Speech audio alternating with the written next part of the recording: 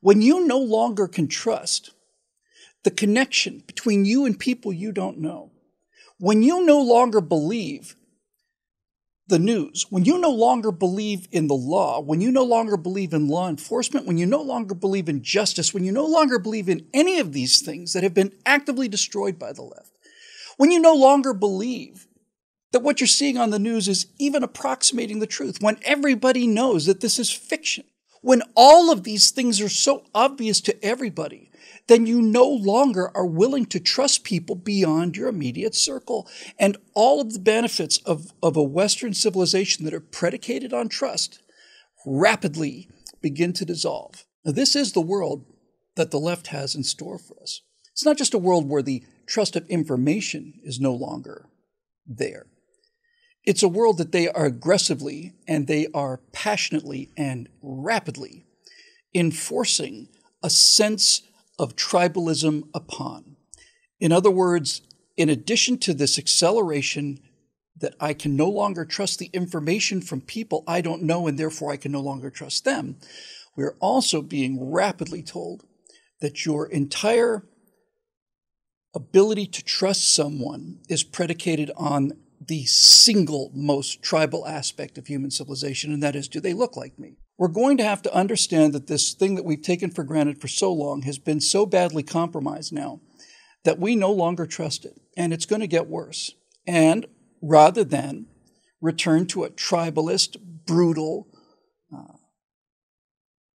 fearful, unhappy, absolutely fun-free existence like the rest of the world generally has enjoyed for the history of the human race, we're going to have to establish our own web within the web. We're going to have to establish that these people that are joined together by philosophy or by whatever are in fact fundamentally trustworthy, fundamentally virtuous people. And why I can no longer trust everybody as I used to, I can at least now trust these people who identify with this set of principles, who believe in the rule of law, who believe in the idea of objective truth, who believe in the idea that just because something feels good doesn't mean it's true. All of these values. We're going to have to learn how to identify each other by these values.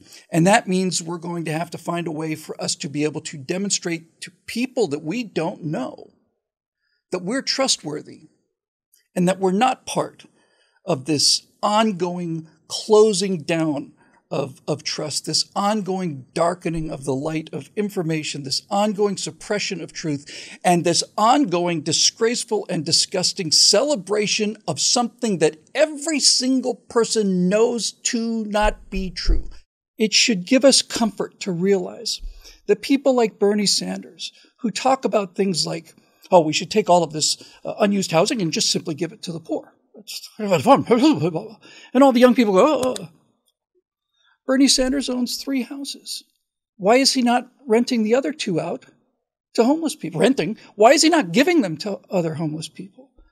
Why is this woman spending $1.5 million when she could live someplace very nice at half the price?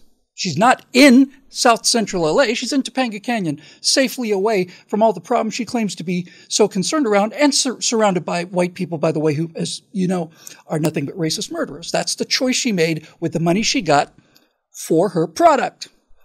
It's not a serious product. It's not a serious movement. If these people were serious, they'd be living the lives that actual revolutionaries lived, no matter whether you thought they were good or bad. The American founding fathers were revolutionaries, and they all fully understood that if this thing of ours doesn't work, we're all going to hang.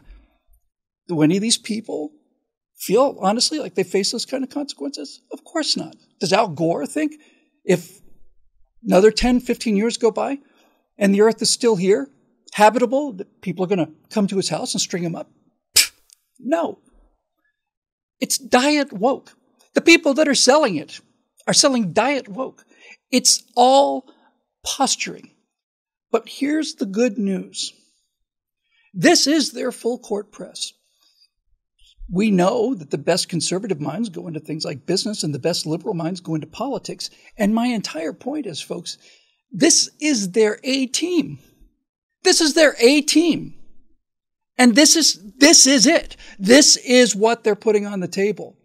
When you look at the dictatorships and the movements that actually took over societies, those were serious people. and they were not to be trifled with. But these people, these diet woke people, this whole virtue signaling as opposed to virtue thing is really kind of a joke.